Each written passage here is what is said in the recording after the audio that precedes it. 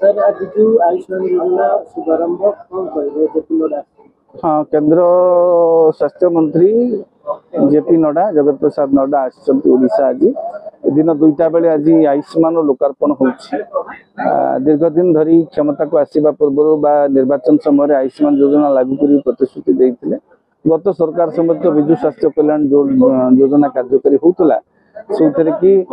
पुरुष मान 5 लाख टंकार और महिला मान अतिरिक्त आउ 5 लाख टंकार आर्थिक योजना सहायता चिकित्सा करा से अनुरूप योजना रही प्रायतः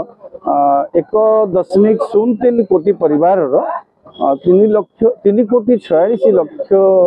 लोकों सुविधा मिल आयुष्मान योजना बा प्रधानमंत्री वयोवंदना योजना जोटा आयुष्मान 70 वर्ष ऊर्ध्व लोकों पाखापाखि 3.5 कोटी लोकों सुविधा मिल सरकार पक्ष कहुई। आशा करवा निश्चित भाव में पूर्व योजना अपेक्षा यहाँ अधिक उपकारी हम कारण पूर्व सरकार कहीं लागू करूँ तार कारणटा लोक मैंने उपलब्धि करवा दरकार। सरकार पूर्व सरकार जो करते वर्तमान योजना पूर्व योजना ठीक थिला कि वर्तमान योजना ठीक से राज्यवासी जितेबाला सम्मुखीन हे जितेबाला जाइए चिकित्सा करने को जीवे से अनुभव करेंगे जदि पूर्व योजना टू यहाँ भल हो निहाती भाव में यह स्वागत योग्य हम लोकंर हितरे लगे। पूर्व योजना गोटे फरक जोटा कहते आप प्रथम पचारे फरक कौन अच्छी पूर्व और पर भितर पूर्व वर्तमान भितर फरक केवल गोटे बड़ फरक अच्छी आगुरी रोग हेले कौन करुले लोक मैंने लुगा माने निजर परिवार जमी बाड़ी बिकिकी करुले चिकित्सा करुले आसिक जो विजु स्वास्थ्य कल्याण योजना से आश्योरेंस कार्ड करा जहाँ द्वारा कि लोक मैंने बिना पैसा नहीं आसिक हस्पिटाल बड़ बड़ हस्पिटाल में भर्ती होते हाँ सब क्षेत्र में दुर्नीति से भी थिला आयुष्मान कौन दुर्नीति ना कि हरियाणा में तो अन्य जगह निजे स्वास्थ्य मंत्री संसद में स्वीकार कर घोटाला होती आयुष्मान हाँ किंतु से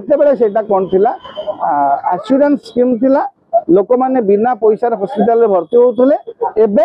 इंश्योरेंस स्कीम यहाँ हम लोक फेरी पाइबे पैसा पाइबे जहाँ खर्च करेंगे से पैसा फेरी पाइबे। वर्तमान जो योजनाटा होने लोक मैंने आगुरी खर्च करूँ पूर्व योजना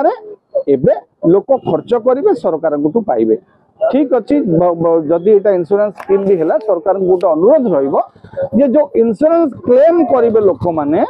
सेटा कारण सुध कौटू तो आनी जमी बंधा पकईकि सुना बंधा पकईकि कौटू कौन कर धार उधार सुधर आनी